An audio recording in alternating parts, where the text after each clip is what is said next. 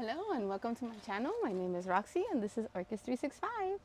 So the repotting has begun and I'm gonna start off with a very special one. This was a gift at the Boca Orchid Society show from my friend Anna Jordan. Now she is hot kissed. Many of you remember. If I find a stock picture, I will toss it in there for you. So I have seasonal pots and this is one of the kaleidoscope ones that I like to call it. I had one like this that was like a stone pot. It's like a mini drum looking. It has a wider bottom and it has lots and lots of room to breathe, and I thought that her beautiful color would complement. Since I'm bringing it outside, I cannot keep it like this because once it starts to rain, I might lose her, and she means a lot to me because see, if my orchids could tell stories, they would tell stories. And since this one was from my friend Anna, it needs to be very, very well taken care of because every time it blooms, Anna, I will think of you. So it was a little bit more already wet, so I'm gonna start working my way through the moss with my gloves, and you give it little gentle tugs and you should be able to leave the roots unharmed. Now, there is a possibility that I might leave a little bit of moss on this one because it's going in a pot with so much aeration and drainage for those rootsies. So I'm confident she's gonna be okay. Oh my goodness. So it's a lot to work with right here. A lot of people are scared of this part. I find it quite therapeutic. I don't know. So let's see. Beautiful root system. Whew. See, I didn't like that this leaf in the bottom was looking a little bit yellow, so I was like, I already know.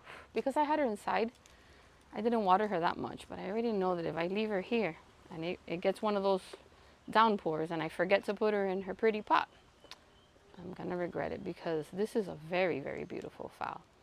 There's other phals that I put on my, what is that? Okay, on my palm, but this one is special.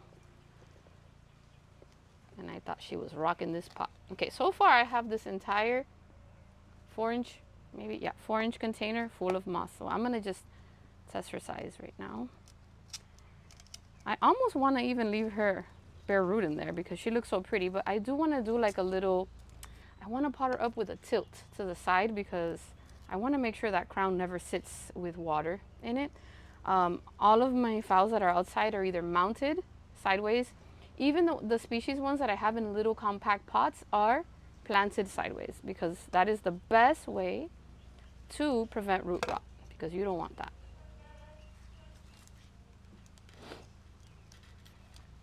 This is coming loose already here. So I'm just gonna get rid of this leaf because I don't like how she's looking. It was already wobbly in the bottom. And I usually cut them off, but that one just came right off in my hand. Okay. What I'm debating is if I have a little bit of leca and charcoal here, and I was thinking of trying it out, but I think some of the leca might escape through the charcoal. So I might just, let's see. We could do a layer of packing peanuts, but it'll really show. I'm thinking. I may get some of that good bark that I bought and mix it up. But I really want to see roots, you guys. I love. You've noticed from how I grow and the things that I create that I am obsessed with rootsies. So we may want to take this off. I'm not too sure where I want to. I know I want to trim this. It's still green, but I want to cut it like right on a node. So let's take this off because it's like stopping my creativity right now. It's limiting me, my vision, right? So let's do this. Okay, you get out of my way. And it's getting quite cloudy. Oh, this root is yucky. Okay, I'm gonna go ahead and get some stuff because I'm gonna have to clean out some of those roots, and I'm gonna have to decide what media I'm putting in that pot. So after seeing that mushy root, went back and got my garden stuff. I don't need to leave the ugly mushy. And you know what? I think I'm doing this just in the nick of time. I am so glad I did not hold off on this. Now I'm gonna do some further investigation. This one is bleh. This one's a goner. So goodbye. And just keep on taking these. Oh, you must be so happy to breathe. Good job. Now, there we go.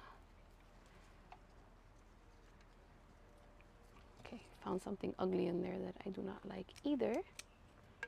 Mushy, mushy, mushy stuff. I do not want any mush.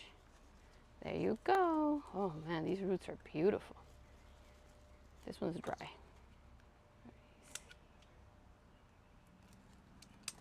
She is gonna be happy. So, the orchid that I have, because I haven't been to Ophi this year, I need to get a medium size. This one's kind of small, but we're gonna try it out anyway. Also got some sponge rock. So I'm gonna do a makeshift. So let's see what stays in here, because it has a lot of little holes. At least if we can put her up a little. I want to avoid putting her in all that mushy stuff. And get a little bit of sponge rock and kind of improvise a bottom there. And what I want to do is have it where she can stay hydrated, but at the same time does not get mushy. Now the real challenge is going to be holding her in here, because I want her in this pot and she's a big girl. And I want her also sideways, just like you see her. See, I want her sideways. So let's see what we can do. So I'm just freestyling this, you guys. You'll be like, God, Roxy is crazy. So we have some leca and charcoal here. I'm gonna see what's the, ooh, that was good.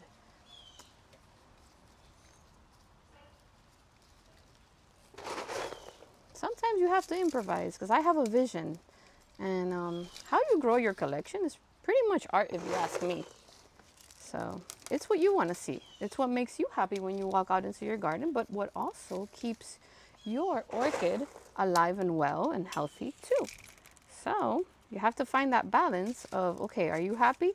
Do I like what I see? So far my creation is working. So I've got the orchiata, sponge rock, leca, charcoal, and I just literally created this as we are speaking.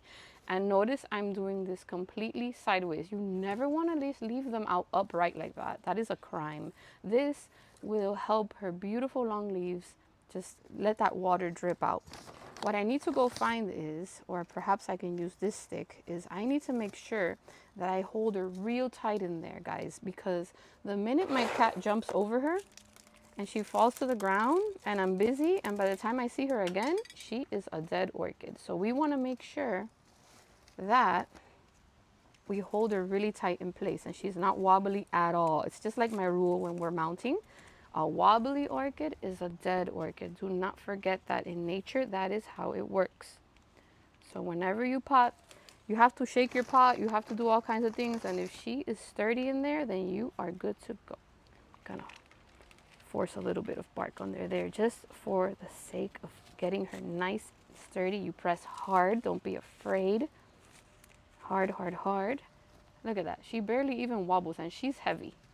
So you want to make sure you put that as tight as possible. So we're not going to need this anymore. For the sake of you being able to see better, I'm going to move this bag out of the way. Oh my goodness. Look at this. And she's doing that sideways. And I can put her inside in this beautiful pot. When she's blooming, take her back out and let her grow. I don't think I'm going to need any moss. I think this mix that I was able to pull off is going to keep her just as hydrated as she's going to need to be. And I'm really, really happy that nothing is falling out of the holes. Okay. Shake, shake, shake, shake, shake. Always do that. Don't lose this. You want to get your hole puncher. This is a soft one. And zip tie this here. You are not going to remember who she is next spring. I promise you that. So we're going to put her in here for the sake of me not losing her or Julio not stealing her. He is in the background playing around. So I'm just thinking, should I or should I not? Yes. I'm not a fan of this. I'm going to go ahead and get one of the pretty clear ones that I have to make sure she's steady. So I have these acrylic ones that I found on Amazon. I'm not going to tell you, oh, they're great, go get them, because I'm trying them out. So I'll let you know how that goes. And I got my little butterfly clips. Now, she does look sturdy, but you have to go the extra mile because, again, we're outdoor growers and we want to make sure she doesn't go anywhere. Now, because I did the whole sideways thing, don't know if I can do this without, oh, there you go, Roxy. It's been a long couple of weeks, you guys. I am not gonna book myself back to back again. That was not fair. I would say it was my assistant's fault, but I am my assistant, so can't fire me. Just have to be a little bit more easy on myself. This spike is so fat that the tiny butterflies don't work on it. So yeah, I'm gonna do this. I'm worried about her not tilting, but I think this may help her at least until the roots latch onto my pot. So let me get a bigger clip. I should have some. Okay, found the big butterflies. So hoping this will work. All I'm trying to do is try to find a way to make sure some backup for her to be held without doing a disservice to that beautiful spike. Now these may spike all spring, so I'm trying to figure out, should I wait? It's still looking green, or should I cut on the node? Still thinking about it. See, this one's done, see? But these haven't. So, see a little crispy? Crisp. So yeah, I think I'm gonna go ahead and count. 1, 2, 3. And there's a beautiful one here, and these all have bloomed. So 1, 2, and snip. All of these have been bloomed, see? See the little papery on the node? So I cut right before the fresh one. I'm gonna go ahead and show you. Look how pretty she looks. And how she has that tilt, so I don't have to worry about water accumulating on her crown, but it's a subtle tilt, you know? And how I can still bring her in and enjoy those hot lips. Hi, Julio. See? And it's a wrap for this beautiful fowl. And many more repotting and mounting projects to come. I hope you guys want to join me. I'll be putting them out there as much as I can to help. Remember, I'm a hobby grower, okay? I do what works for me. And even if you're growing in my zone, which I believe it's 10B in Florida, you know, your backyard is a whole other environment, ecosystem, humidity levels, light levels, everything varies. You don't know if something works until you try it. And that's the beauty of hobby growing. You try things, you learn from your mistakes, you move on, and you get better.